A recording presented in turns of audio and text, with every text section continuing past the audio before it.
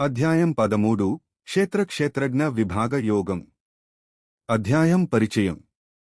ఈ అధ్యాయంలో శ్రీకృష్ణుడు అత్యంత లోతైన తత్వాన్ని వివరించాడు. క్షేత్రం అంటే ఏమిటి? క్షేత్రజ్ఞుడు ఎవరు? క్షేత్రం అంటే ఈ శరీరం. క్షేత్రజ్ఞుడు అంటే ఈ శరీరంలో ఉన్న చైతన్యమైన ఆత్మ. వివరణ: మన శరీరం, మనస్సు, ఇంద్రియాలు ఇవి అన్నీ క్షేత్రం. వీటిని తెలుసుకునే సాక్షి చైతన్యం క్షేత్రజ్ఞుడు. ఇంకా పరమాత్మ కూడా అన్ని శరీరాలలో ఉన్న మహాక్షేత్రజ్ఞుడు.